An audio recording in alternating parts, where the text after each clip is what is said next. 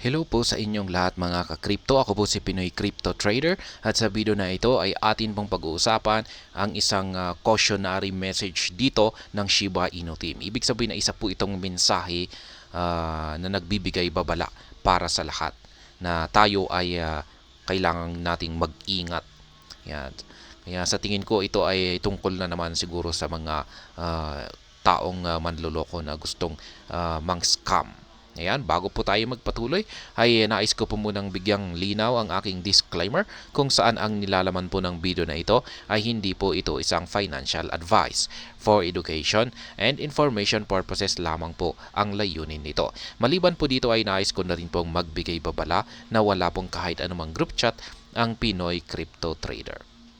Yan, sabi po rito ay a tweet this week issued an urgent warning to the Shiba Inu community about safety connecting cryptocurrency wallets to decentralized applications. Ayan po yung kanilang inilabas na babala para sa lahat ng Shiba Inu community. Ito po ay tungkol sa pagko-connect ng ating mga cryptocurrency wallets sa mga DeFi or decentralized applications. Ayan, yan, yung decentralized application ay mas kilala po ito sa tawag na dApps. Ayan. The widely shared post from the account SHIB Army Scam Alerts caution users linking wallets to unknown dApps to avoid potential scams or exploitation.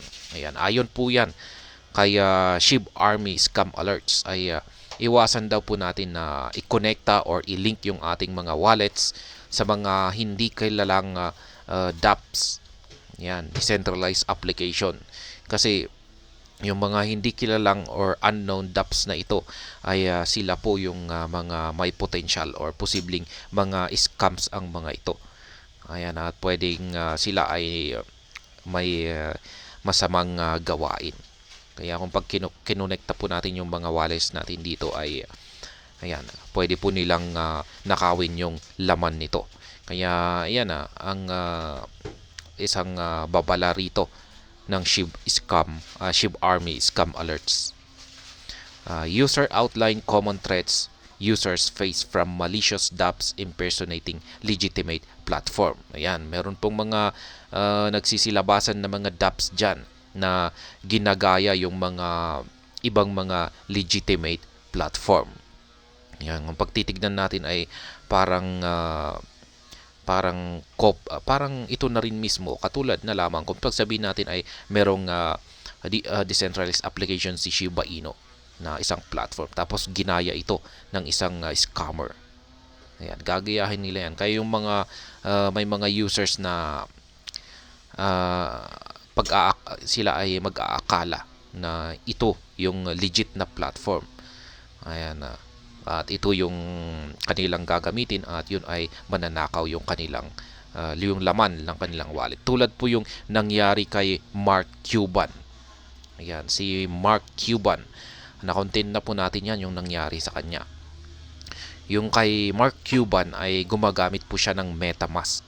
Ayan, para dito niya i-store yung kanyang mga crypto asset.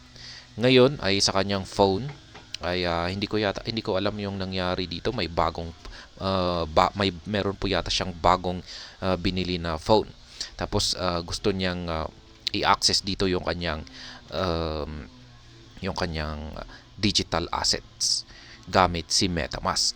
Yan, kasi yan po yung ginagamit niya. Kaya naghanap po siya ng MetaMask na applications gamit si Google.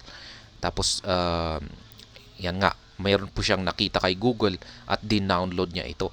At hindi niya alam ay pag-aari pala ito ng mga scammer na ginaya lamang yung application ni MetaMask.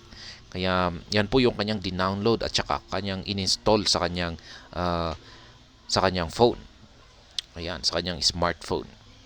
At yan, in-access niya yung kanyang digital assets at yun pala nakilag na siya or nalagyan na ng or nakuha na ng mga yung mga scammers yung kanyang mga information at ito yung ginamit nila para i-access yung kanyang tunay na MetaMask wallet at yan nagawa nilang nakawin yung asset ni Mark Cuban.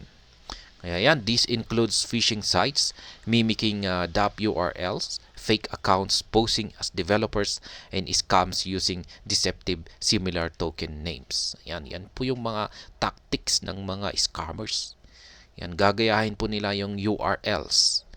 Yan, gagawa sila ng mga faking account at sila ay magpapanggap na sila ang mga developers nito or mga developer tulad na lamang ni Ginoong Satoshi Kusama.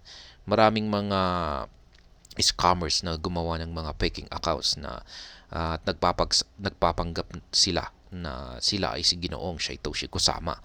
Ayan, scams using deceptive similar tokens. Ayan, meron na ring mga nagsilabasan ng mga tokens na ayan, kapareho ng pangalan sa mga legit na tokens.